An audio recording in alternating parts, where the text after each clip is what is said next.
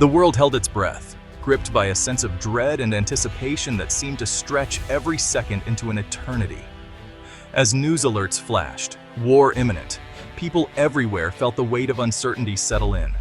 In Washington, lights burned late at the White House and Pentagon, where top officials gathered for urgent meetings, their faces tense and voices hushed. In Tehran, stern warnings echoed through press conferences as leaders addressed the world with unwavering resolve. Social media buzzed with rumors. Everyone asked, "Will America attack Iran?" The question dominated conversations, both online and in hushed whispers at dinner tables. Military assets moved into place. U.S. aircraft carriers patrolled the Persian Gulf, their presence a clear signal of readiness. B-52 bombers repositioned within striking distance, engines rumbling as crews prepared for any order. America was ready, and the world watched for the first missile, bracing for the moment that could change history. News anchors spoke in hushed tones. Experts debated targets and outcomes, their words heavy with the gravity of what might come. For days, it felt like conflict was inevitable. Every hour brought new speculation, every update a fresh wave of anxiety. Silence from officials only fueled anxiety, as the world waited for any sign of de-escalation or confirmation of the worst. Across the Middle East, nations went on high alert, embassies issued travel warnings, and families prepared for the unknown.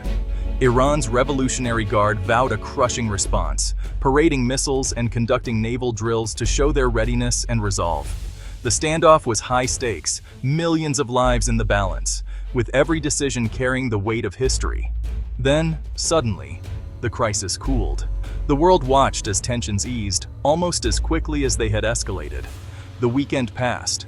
No attack came. Streets that had been empty with fear slowly filled again, though the tension lingered in the air. The world exhaled, but uneasily. Relief was tempered by the knowledge that nothing had truly been resolved. Bombers and carriers remained. Rhetoric softened, but tension lingered, a silent reminder that peace was only temporary. The question shifted. Why didn't they attack? What calculations held back the storm? The answer lies in a complex game of power, risk, and strategy, where every move is weighed against unimaginable consequences. Each side knew a single misstep could ignite the region, unleashing chaos that would be impossible to contain.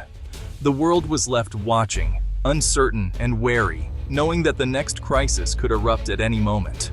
The threat had not vanished, only paused, lurking beneath the surface, ready to return. The uneasy calm was a reminder. Peace here is always fragile, and the shadow of war never truly disappears. The next move could change everything, and the world waits, holding its breath once more. In international relations, words rarely match intentions. Public statements are often crafted for maximum effect, but the reality behind them is far more complex. American leaders talk tough, vowing Iran will never get a nuclear weapon. These declarations are meant to reassure allies and send a clear warning to adversaries. These statements project strength for allies and adversaries alike, shaping perceptions on the world stage and influencing public opinion at home. But behind the scenes, quiet channels open. Messages pass through intermediaries, secret negotiations, and backdoor diplomacy. The real goal: de-escalation, not war. Leaders seek to avoid open conflict, even as they appear uncompromising in public. Washington balances threats with diplomacy, hoping to avoid conflict while maintaining leverage and credibility. Iran plays the same game. Fiery speeches for the public, but careful not to cross red lines that could provoke disaster. Their proxies harass U.S. forces, but Iran avoids direct attacks, keeping tensions simmering without igniting a full-scale war. Both sides push boundaries, testing limits without triggering all-out war, always calculating the risks and potential consequences. It's a performance of strength and restraint, a delicate dance where every move is scrutinized by friend and foe alike. Each side hopes to achieve its goals without catastrophe, knowing that a single misstep could spiral out of control. The double game is about survival, not just victory. Strategy and caution are as important as power. In the Middle East, what's unsaid matters as much as what's declared. Silence can be as powerful as any speech. The real battle is fought in shadows and signals, where hidden messages and subtle moves decide the fate of nations. The military buildup was impossible to ignore. Across the region, convoys rumbled through desert highways, and warships cut through the waves, signaling a new phase of tension. The USS Abraham Lincoln Carrier Strike Group arrived, a floating fortress bristling with advanced aircraft and cutting-edge technology, ready for any contingency. Its presence sent a clear message.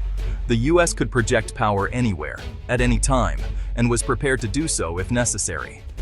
B-52 bombers landed in Qatar, their deployment broadcast worldwide, a reminder of America's long reach and rapid response capabilities. This was deterrence, meant to make Tehran think twice before taking any provocative action, and to reassure allies of US commitment. Patriot missile batteries were deployed to reassure Gulf allies, bolstering defenses against potential missile threats and strengthening regional security. The Pentagon prepared for both attack and defense, monitoring every development and readying contingency plans for any scenario. The assets were in place if the president gave the order, every unit on alert, every command clear. But this was also coercive diplomacy, showing overwhelming force to avoid actually having to use it, hoping to influence decisions without bloodshed. The hope: pressure Iran back to negotiations, not into war. The ultimate goal was dialogue, not destruction. Every move was calculated, every image deliberate, designed to send a message to both friend and foe. The region teetered on the edge, watching for the next step, as uncertainty gripped capitals from Washington to Tehran. The show of force was both a warning and an invitation to talk, an unmistakable signal that the window for diplomacy was still open. The stakes were high and the risks even higher. One miscalculation could tip the balance toward conflict. The world waited, holding its breath, uncertain which way the balance would tip, toward peace or toward war. Iran didn't back down. It escalated, but carefully.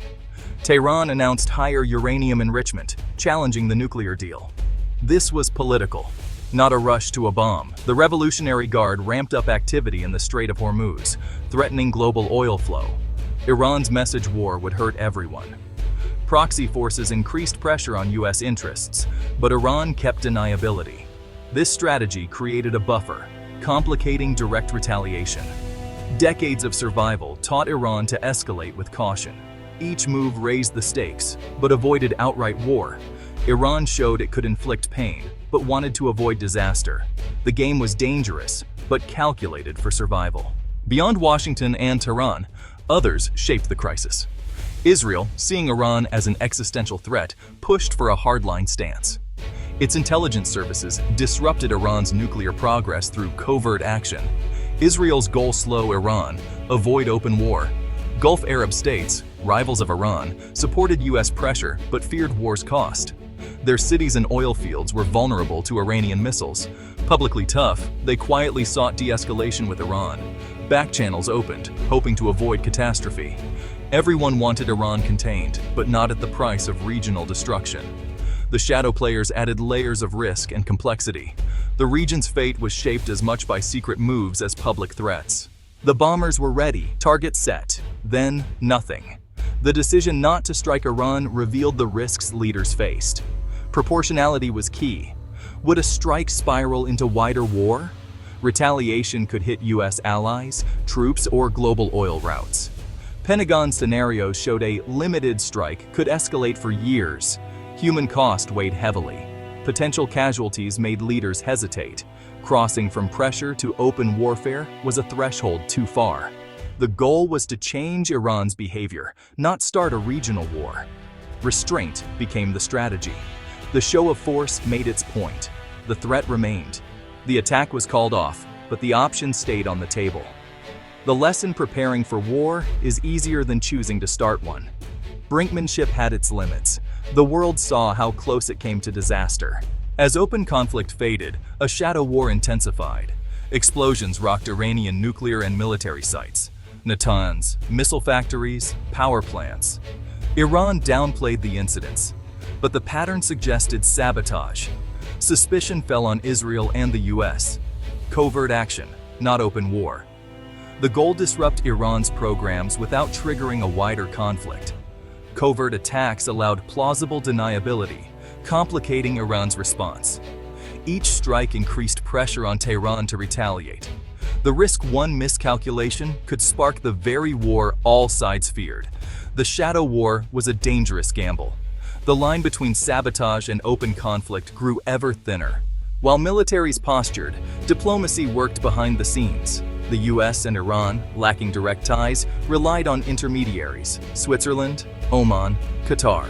Back-channel talks aimed to set red lines and prevent accidental war. Each side communicated limits and demands, seeking to avoid miscalculation. The larger goal returned to negotiations. The US wanted a broader deal. Iran demanded sanctions relief first. The stalemate persisted, each side waiting for the other to blink. Diplomats explored phased steps: sanctions relief for nuclear compliance. Progress was slow, setbacks common. But diplomacy remained the only real alternative to war. The fate of the region depended as much on secret talks as on military might. The crisis cooled, but the danger remained. Iran's nuclear program advanced. The clock kept ticking. US sanctions crippled Iran's economy, fueling unrest. Desperation made the regime unpredictable. America faced hard choices: risk war or risk a nuclear Iran. The region's people bore the brunt. Economic hardship and constant fear. Every headline, every military move was a reminder of looming disaster. Diplomacy offered hope, but conflict was always near. The Middle East waited, uncertain which path would be chosen. The stakes could not be higher. The uneasy peace was fragile. The world watched, holding its breath.